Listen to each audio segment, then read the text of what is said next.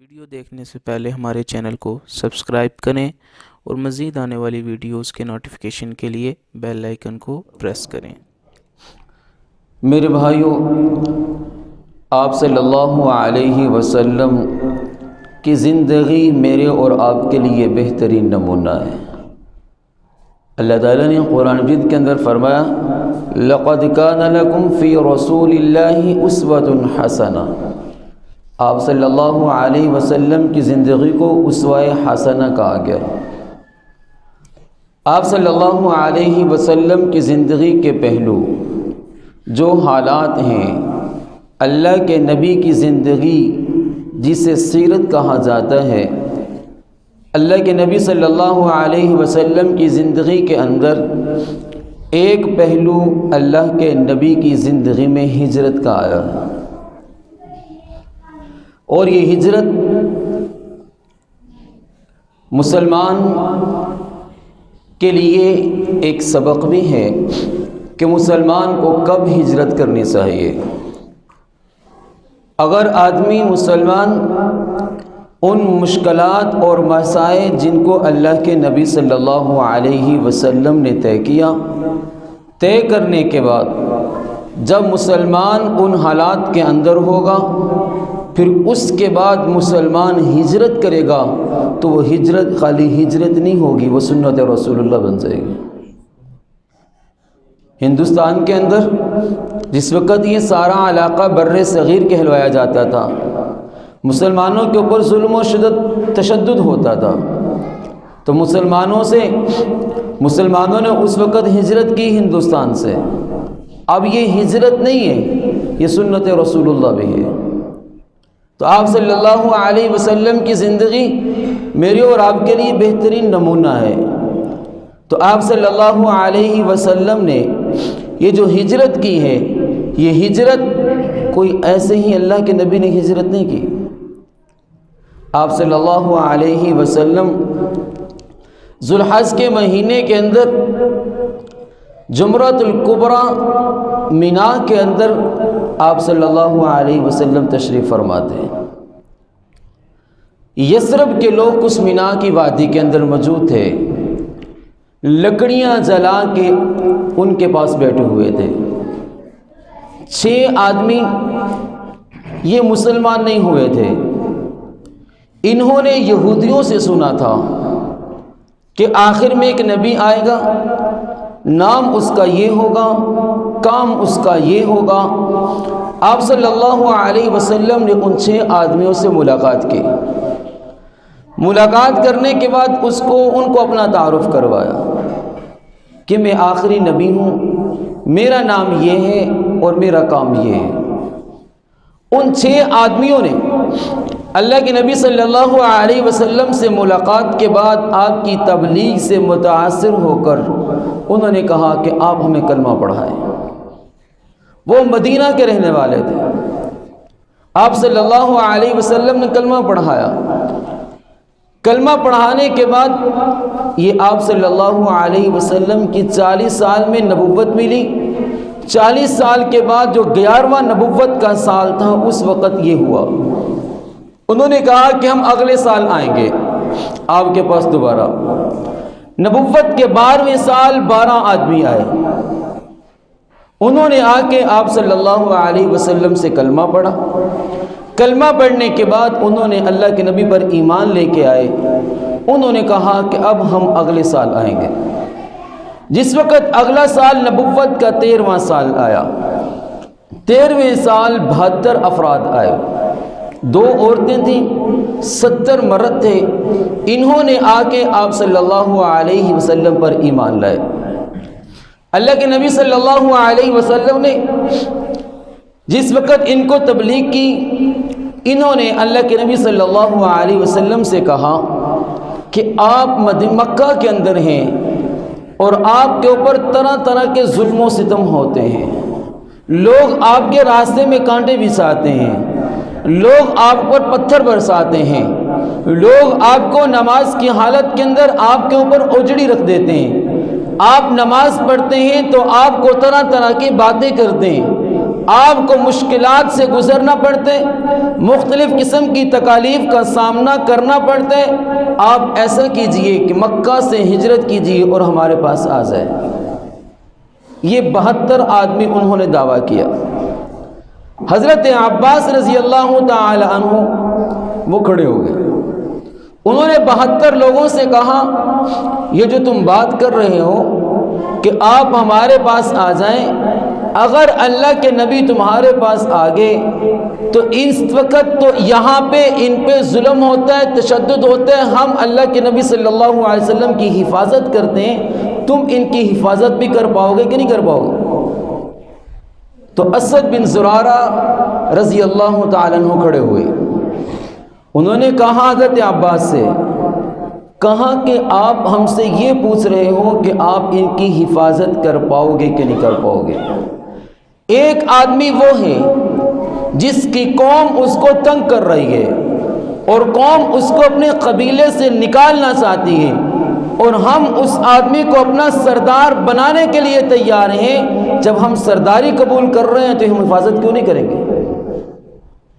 اسد بن زرارہ رضی اللہ تعالی عنہ نے جب یہ بات کہی، ابو الہیثم رضی اللہ تعالی عنہ کھڑے ہوئے، انہوں نے اللہ کے نبی صلی اللہ علیہ وسلم سے فرمایا ہم آپ پر ایمان لے کر آئے، ہمارے ایمان لانے کے بعد اب ہمارے پاس شرائط کون کون سی ہیں کہ ہم آپ کو اپنے ساتھ لے کے جائیں اور اپنے ایمان پر قائم رہیں؟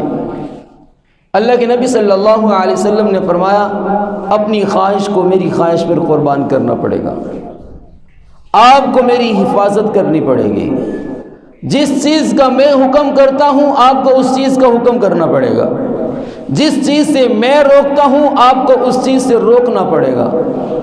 ابو الہیثم رضی اللہ تعالیٰ عنہ نے اگلی بات کہی، اگر ہم آپ کو اپنے ساتھ لے کر چلے جائیں تو آپ واپس تو نہیں آئیں گے؟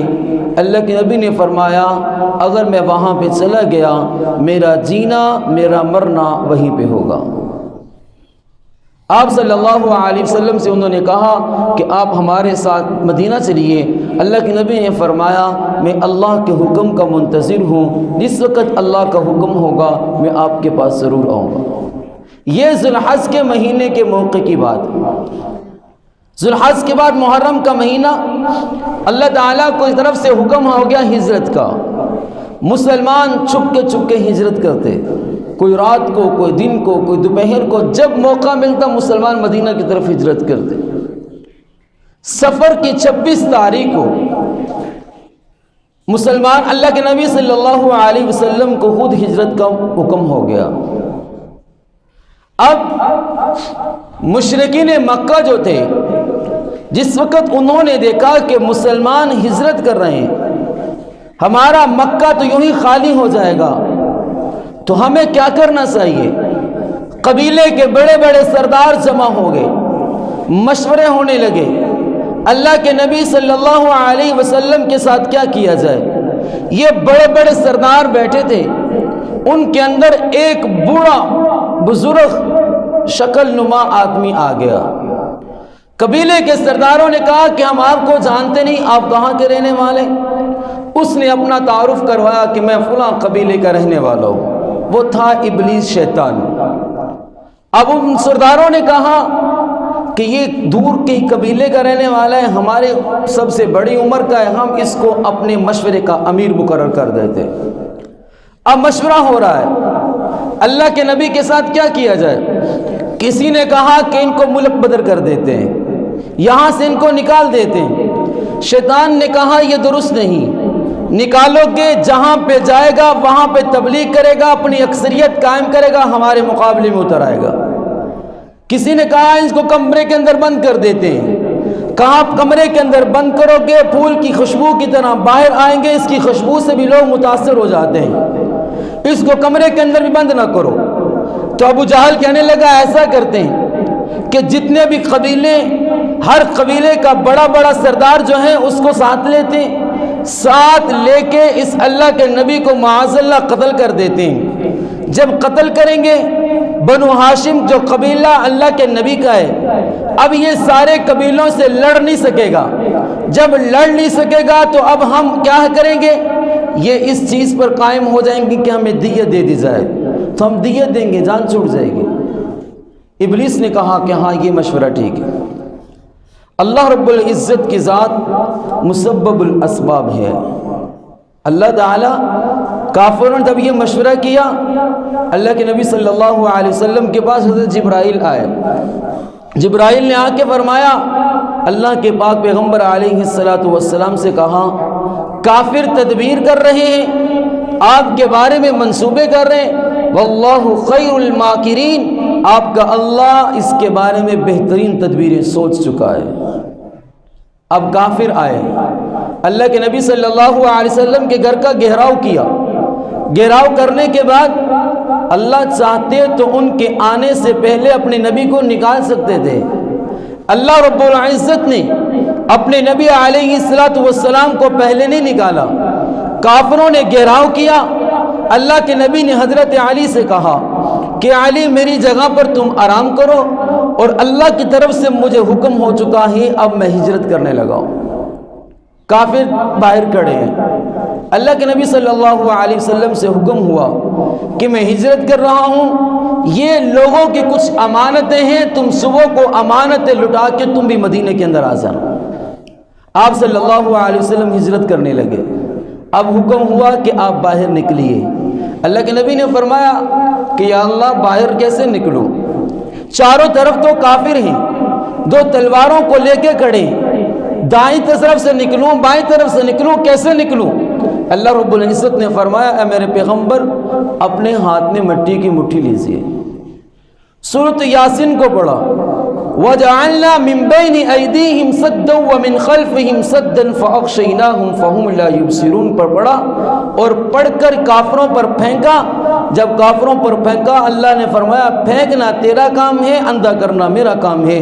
اللہ کے نبی نے مٹی کو پھینکا، کافروں کی چاروں طرف پر مٹی کو اللہ نے پھیلا دیا، کافر آنکھیں مسلتے رہ گئے، میرے نبی قریب سے گزر گئے۔ شیطان شور مچانے لگا، چلے گئے چلے گئے چلے گئے چلے گئے، لیکن وہ اپنی آنکھیں مسل رہے تھے۔ جب آنکھیں مسلی، ان مشرکین مکہ کی ایک فطرت تھی کہ گھر کے اندر گھس کے کسی کو قتل نہیں کرتے تھے۔ اللہ کے نبی صلی اللہ علیہ وسلم کے گھر میں یہ داخل نہیں ہوئے، دیکھا چارپائی کے اوپر کوئی چادر لے کے آرام کر رہا ہے۔ اب یہ انتظار کر رہے ہیں کہ باہر نکلیں گے تو ہم قتل کریں گے۔ شیطان نے تو کہا تھا چلے گئے، انہوں نے دیکھا کہ چادر لے کے کوئی آرام کر رہا ہے۔ جب اس حالت کو دیکھا تو کہا کہ نہیں گئے نہیں، ابھی کوئی آرام کر رہے ہیں۔ باہر سے پتھر پھینکتے تھے، ہائے کی آواز تو آتی تھی، لیکن حضرت علی چادر کو نہیں اتارتے تھے۔ صبح ہی حضرت علی نے چادر کو اتارا۔ مشرکین مکہ نے کہا ہمیں شک رات کو ہو چکا تھا کہ حضرت اللہ کے نبی چلے گئے ہیں، لیکن کیوں؟ کسی نے کہا شک کیسے ہوا؟ کہا ہم نے پہلے بھی بڑے پتھر برسائے تھے لیکن کبھی ہائے کی آواز نہیں آئی تھی، آج ہم نے پتھر برسائے تو چادر کے نیچے سے ہائے کی آواز آئی، ہمیں شک ہو گیا تھا کہ اللہ کے نبی نہیں ہو سکتے۔ لیکن حضرت علی نے کیا کہا مشرکین مکہ سے، کہا او کافرو، زندگی کے اندر میں نے جتنی راتیں گزاری مجھے یہ تو شک تھا کہ پتہ نہیں میری صبح ہوگی کہ نہیں ہوگی، لیکن میرے نبی نے کہا کہ علی یہ امانتیں واپس کر کے صبح ہجرت کر کے آ جانا، اللہ کی قسم مجھے یقین ہو چکا تھا کہ میری صبح ہوگی۔ جس وقت اللہ کے نبی صلی اللہ علیہ وسلم نے ہجرت کی، وہاں سے نکلے، سیدنا ابوبکر صدیق رضی اللہ تعالی عنہ کے گھر کے اندر چلے گئے۔ ابوبکر صدیق رضی اللہ تعالی عنہ سے ملاقات کی، کہا کہ ابوبکر اللہ کی طرف سے حکم ہے، ہم نے مکہ سے ہجرت کرنی ہے۔ ابوبکر نے کہا اللہ کے پاک پیغمبر میں سواریوں کا انتظام پہلے سے کر چکا ہوں۔ اپنی بیٹی اسما سے کہا کہ بیٹا ہم غار ثور کے اندر جائیں گے، تم کھانا لے کے وہاں پہ آ جانا، اور اپنے غلام عامر بن فہیرہ سے کہا تم بکریوں کے چرانے کے بہانے ہمیں مکہ کی خیر و خبر دیتے رہنا۔ اللہ کے نبی اور حضرت ابوبکر صدیق رضی اللہ تعالی عنہ غار ثور کی طرف جا رہے ہیں، اپنے پنجوں کے بل اللہ کے نبی پہاڑ کی بلندی پہ چڑھ رہے ہیں، اپنے پنجوں کے بل چڑھتے چڑھتے کیوں؟ اس لیے کہ پیروں کی کھوج کو دیکھ کے مشرکین مکہ پہچان جایا کرتے تھے کہ یہاں سے کوئی گزر کے گیا ہے۔ اللہ کے نبی صلی اللہ علیہ وسلم پنجوں کے بل چل رہے تھے، پنجوں کے بل چلتے چلتے پاؤں مبارک زخمی ہو گئے۔ حضرت ابوبکر صدیق بھی پیروں کے بل چل رہے ہیں، ابوبکر کے بھی پاؤں زخمی ہوئے، اللہ کے نبی کے بھی پاؤں زخمی ہوئے، لیکن اللہ کے نبی کے پاؤں کی زخمی حالت کو دیکھ کے ابوبکر سے نہ رہا گیا، کہا کہ اللہ کے پاک پیغمبر آپ میرے کندھوں پر سوار ہو جائیں۔ ابوبکر سے جب یہ بات کہی، اللہ کے نبی نے فرمایا ابوبکر تیرے بھی پاؤں زخمی ہیں۔ کہا اللہ کے پاک پیغمبر اپنا زخم برداشت کر سکتا ہوں، لیکن آپ کے قدموں کی زخم حالت کو دیکھ کے برداشت نہیں کر سکتا۔ اپنے کندھوں پہ اٹھایا، بلندیوں پہ چڑھ گئے، جس وقت غار ثور کے قریب پہنچے فرمایا میرے پاک پیغمبر آپ باہر ٹھہر جائیے۔ اللہ کے نبی کے ابوبکر غار کے اندر جاتے ہیں، سوراخوں کو بند کیا، بند کرنے کے بعد جو جگہ بچی اپنی پگڑی کے کپڑے کو پھاڑ کے سوراخوں کو بند کیا، رات کا وقت تھا، اپنے کرتے کو پھاڑا، سوراخوں کو بند کیا، ایک جگہ بچ گئی۔ ابوبکر صدیق رضی اللہ تعالیٰ عنہ نے اپنی ایڑی کو وہاں پہ رکھا اور اللہ کے پاک پیغمبر سے فرمایا کہ اللہ کے پاک پیغمبر آپ اندر آ جائیے۔ اللہ کے نبی اندر آئے، اللہ تعالیٰ نے مکڑی کو حکم دیا، مکڑی نے غار کے سوراخ پہ جالے کو تن دیا، اللہ نے کبوتری کو حکم دیا، کبوتری نے جالے کے اوپر انڈے دے دیے۔ مشرکین مکہ تلاش کرتے کرتے غار سوراخ پہ پہنچ گئے، جب غار سور کے سوراخ پہ پہنچے کہنے لگے یہاں تک تو قدموں کے نشان ہیں، آگے کہیں جانے کے نشان نظر نہیں آتے۔ ابی بن خلف جو مشرکین مکہ کا بڑا سردار تھا، اس نے کہا پاگلو یہ مکڑی کا جالا آج کا نہیں ہے، یہ تو کئی دنوں سے بنا ہوا ہے۔ اس نے کہا اچھا پھر کہاں گئے ہوں گے؟ اب یہی تبصرے ہو رہے تھے، اس سوراخ کے اوپر ابی بن خلف نے پیشاب کیا۔ جب پیشاب کیا، جو رب مکڑی کا جالا تن سکتا ہے تو اللہ اس جالے کے نیچے اپنے نبی کی حفاظت کے لیے پردہ بھی حائل کر سکتا ہے۔ جب ابی بن خلف نے پیشاب کیا تو اللہ کے نبی صلی اللہ علیہ وسلم ابوبکر بڑے پریشان تھے۔ اللہ کے نبی نے کیا فرمایا لا تحزن ان اللہ معنا۔ موسیٰ علیہ السلام کی قوم جس وقت موسیٰ کے ساتھ تھے اور آگے دریا، پیچھے فرعون کا لشکر، درمیان میں موسیٰ کی قوم۔ موسیٰ کی قوم نے کہا موسیٰ تو نے مروا دیا، آگے دریا آ گیا، پیچھے قوم ہے، فرعون ہے، تو نے ہمیں مروا دیا۔ پھر موسیٰ کو اللہ نے کیا کہا؟ موسیٰ علیہ السلام نے کہا ان اللہ معی ربی، میرا رب میرے ساتھ ہے۔ یہ نہیں کہا کہ میرا رب ہمارے ساتھ ہے، کہا معی ربی، میرا رب میرے ساتھ ہے۔ یہاں پہ ابوبکر کو دیکھا غمگین، تو اللہ کے نبی نے کیا فرمایا ان اللہ معنا، اے میرے صدیق غمگین نہ ہو، اللہ ہمارے ساتھ ہے۔ جس وقت یہ ساری بات ہوئی، ادھر ابو جہل حضرت ابوبکر صدیق کے گھر پہنچ گیا۔ اس کو پتا تھا کہ اللہ کے نبی اگر گئے ہوں گے تو ابوبکر کے گھر گئے ہوں گے۔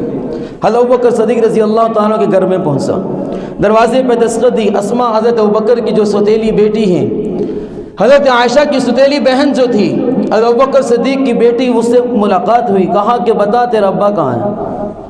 کہا مجھے پتہ ہے، بتاؤں گی نہیں۔ اس نے تھپڑ مارا، حضرت اسما کی پیشانی دیوار پر یا پتھر پر لگی، سخت زخمی ہو گیا۔ اسما اپنے کپڑے کے اندر روٹی کو باندھ کے ابو جہل چلا گیا، غار کے اندر آئی۔ جس وقت غار میں پہنچی، اللہ کے نبی نے اسما کی پیشانی پہ پٹی کو دیکھا تو اللہ کے پاک پیغمبر نے کہا اسما بیٹی سر پہ کیا ہوا؟ اپنا سارا ماجرا سنایا۔ ابوبکر نے کہا بیٹی تو نے ابو جہل کو بتایا تو نہیں؟ جب یہ بات ابوبکر نے کہی، اسما بول کے کہنے لگی ابا تو نے تو میرے پیغمبر کی حفاظت کی، اگر میں بتا دیتی کہ میرا ابا کہاں ہے تو مجھے ابوبکر کی بیٹی کون کہتا؟ اللہ کے نبی صلی اللہ علیہ وسلم وہاں سے نکلے، مکہ کی طرف ہجرت کرنے لگے۔ 3 دن غار کے اندر رہے۔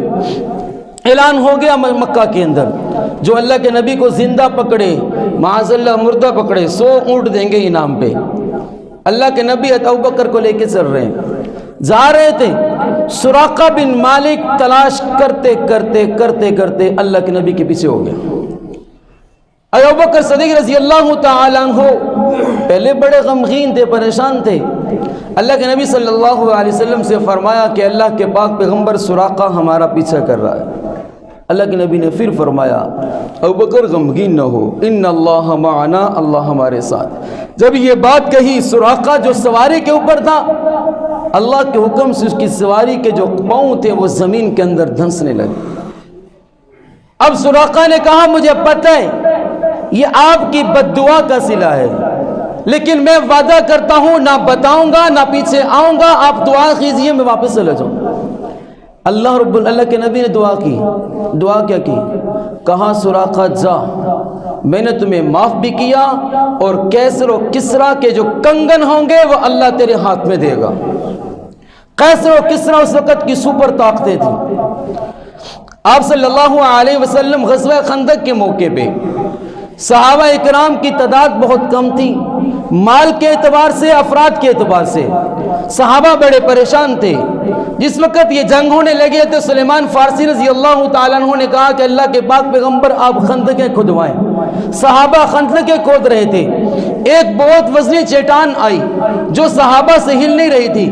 اللہ کے نبی سے کہا گیا کہ اللہ کے پاک پیغمبر آپ اس چٹان کو ہلائیں، اس کو ایک طرف کر دیجئے۔ اللہ کے نبی نے ایک ضرب لگائی، وہاں سے چنگاڑیاں نکلیں۔ اللہ کے پاک پیغمبر نے فرمایا کہ میں کیسر و کسرا کو فتح کھوتے ہوئے دیکھ رہا ہوں کہ میرے صحابہ اس سپر طاقتوں کو شکست دیں گے اور میرے صحابہ کو فتح ہوگی۔ حضرت عمر کا زمانہ آیا، عمر کا دور خلافت تھا، کیسر و کسرا کے خلاف لڑائی ہوئی، مسلمانوں کو فتح ہوئی، مسلمان بیت المال کو لے کے آئے۔ حضرت عمر رضی اللہ تعالیٰ عنہ نے کہا، اپنے صحابہ سے کہا مجھے بتاؤ وہ جو کنگن تھے وہ کنگن کہاں ہیں؟ صحابہ کنگن لے کے آئے۔ اللہ کے عمر نے کہا کہ مجھے بتاؤ اب سراقہ کہاں ہے؟ لوگوں نے کہا آپ نے کنگن کیوں مانگے؟ کہا میرے نبی نے کہا تھا مسلمانوں کو فتح ہوگی تو کنگن آئیں گے، اور پھر یہ بھی کہا تھا کہ وہ کنگن اس سراقہ کے ہاتھ میں ہوں گے، تو کنگن بھی اس بیت المال کے اندر ہوں گے، اور سراقہ بتاؤ میں نے سراقہ کو یہ کنگن دینے۔ تو اللہ کے نبی نے ہجرت کے موقع پہ کہا سراقہ جب میں نے تجھے معاف کیا اور کیسر و کسرا کے کنگن بھی تیرے ہاتھ میں ہو۔ اللہ کے نبی صلی اللہ علیہ وسلم جب ہجرت کر کے جا رہے ہیں مدینہ کی طرف، قبا کے مقام پہ پہنچے، 15 دن وہاں پہ رہے۔ اللہ کے نبی نے مسجد تعمیر کروائی۔ 15 دن مسجد تعمیر ہونے کے بعد مدینہ سے پہلے ایک جگہ قبیلہ بنو سالم، وہاں پہ آپ صلی اللہ علیہ وسلم نے جمعہ کی نماز پڑھی۔ جمعہ کی نماز پڑھنے کے بعد مدینہ سے پہلے ایک قبیلے یہودیوں کے، ایک قبیلہ بنو قینقا، اس قبیلے کی چھت پہ ایک یہودی نے چڑھ کے دیکھا اللہ کے نبی صلی اللہ علیہ وسلم آ رہے ہیں۔ قبا کے مقام کے اوپر آپ صلی اللہ علیہ وسلم اور حضرت ابوبکر صدیق رضی اللہ تعالیٰ عنہ، اللہ کے نبی صلی اللہ علیہ وسلم کو ابوبکر نے چٹان کے نیچے بٹھا دیا اور آپ ایک طرف کھڑے ہو گئے۔ قبا کے لوگ آئے، ملاقات کر رہے ہیں۔ حضرت ابوبکر صدیق رضی اللہ تعالیٰ عنہ کے جو بال تھے وہ سفید تھے، کچھ سیاہ تھے۔ اللہ کے نبی صلی اللہ علیہ وسلم کے سارے بال سیاہ تھے۔ جس وقت دیکھا تو انہوں نے سمجھا کہ یہ ابوبکر جو ہیں شاید یہ اللہ کے نبی ہیں۔ اب لوگ آتے، اللہ کے نبی کو سلام بعد میں کرتے، پہلے ابوبکر کو سلام کرتے اور بڑی عزت سے سلام کرتے۔ جس وقت چٹان کا سایہ ختم ہوا، دھوپ کا سایہ آیا، حضرت ابوبکر نے فوراً اپنی چادر اللہ کے نبی کے اوپر کر دی۔ اب وہ لوگ بڑے حیران ہوئے کہ ہم جس کو سلام کر رہے تھے ہم نے تو سمجھا تھا یہ اللہ کے نبی، لیکن ہمیں تو بعد میں پتہ چلا کہ یہ صحابی ہو جو نیچے بیٹھیں گے اللہ کے نبی۔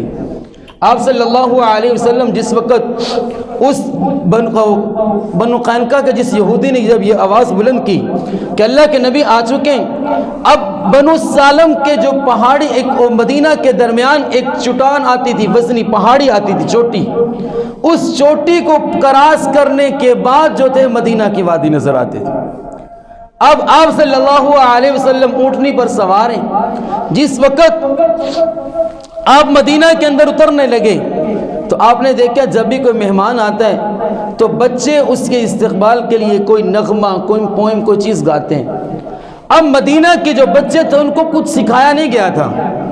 جس وقت اللہ کے نبی یوں پہاڑ کی بلندی پہ چڑھے، ان بچوں نے اللہ کے نبی کو دیکھا تو جس طرح سورج نکلتا ہے اللہ کے نبی کا یوں جب دیدار کیا، ان بچیوں نے کہا طلع البدر علینا من سنات الوداع وجبت شکر علینا ما دعا للہ وداعی، کہ ہمارے اندر تو ایسے جیسے چاند طلوع ہو چکا ہے۔ اب ان بچیوں نے یہ کہا بدر اللہ علینا، اب بدر بھی چاند کو کہتے ہیں، قمر بھی چاند کو کہتے ہیں، رویت بھی چاند کو، ہلال بھی چاند کو کہتے ہیں۔ اب ہلال، بدر، قمر تینوں چاند کے لفظ ہیں، لیکن انہوں نے بدر کیوں کہا؟ اب یہ نغمہ کسی نے ان کو سکھایا نہیں تھا، لفظ انہوں نے بدر بولا، قمر کیوں نہیں بولا، حلال کیوں نہیں بولا؟ اس کے اوپر مورخین نے تبصرے کیے تو اس کا خلاصہ یہ بیان کیا، بدر اس چاند کو کہتے ہیں جس وقت یہ چاند مکمل 14ویں کا بن جاتا ہے، اس کو بدر کہا جاتا ہے۔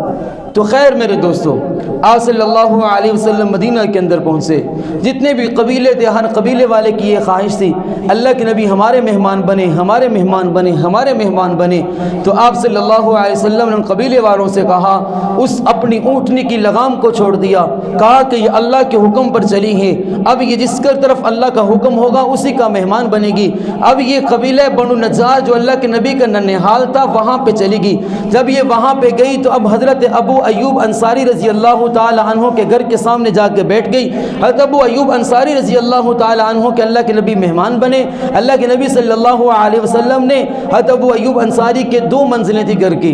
حضرت ابو ایوب انصاری کہنے لگے اللہ کے پاک پیغمبر آپ اوپر ہو جائیں، ہم نیچے ہو جاتے ہیں، کیونکہ آپ نیچے ہوں گے ہم اوپر ہوں گے تو آپ کی بے ادبی ہوگی۔ اللہ کے نبی صلی اللہ علیہ وسلم نے فرمایا ابو ایوب نہیں، میں نیچے رہوں گا آپ اوپر رہو گے، اس لیے کہ مجھے ملاقات کے لیے مہمان آئیں گے، میں اوپر رہوں گا تو آپ کے لیے مہمان نوازی کے وقت آپ کی پریشانی ہوگی۔ اللہ کے نبی صلی اللہ علیہ وسلم نیچے، ابو ایوب انصاری اوپر ہیں۔ ابو ایوب انصاری کہتے ہیں ہم کھانا اللہ کے نبی کو بھیجتے، اللہ کے نبی کے کھانے کی مقدار سے وافر مقدار میں بھیجتے تاکہ اللہ کے نبی کھانا بچا کے بھیجیں اور ہم اللہ کے نبی کا جھوٹا کھائیں۔ ابو ایوب انصاری کہتے ہیں ہم نے ایک مرتبہ کھانا بھیجا، کھانے کے اندر لہسن شامل کر دیا، جب کھانے کے اندر لہسن شامل کیا اللہ کے نبی نے کھانے کو استعمال نہیں کیا، واپس اسی طرح بھیجا۔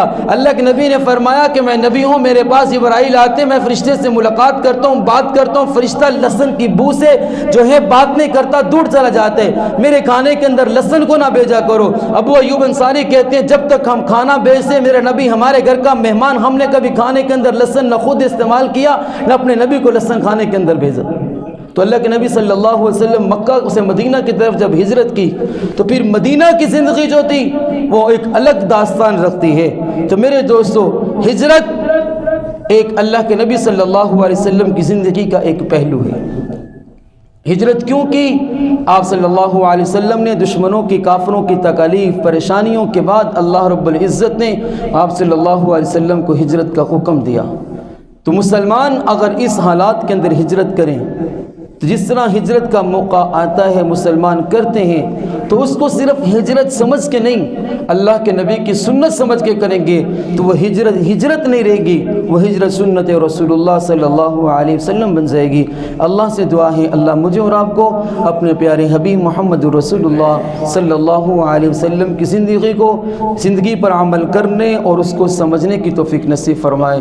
وآخر دعوانا ان الحمد للہ رب العالمین۔ اللهم اجعلني من المستغفرين واجعلني من عبادك الصالحين القانتين واجعلني من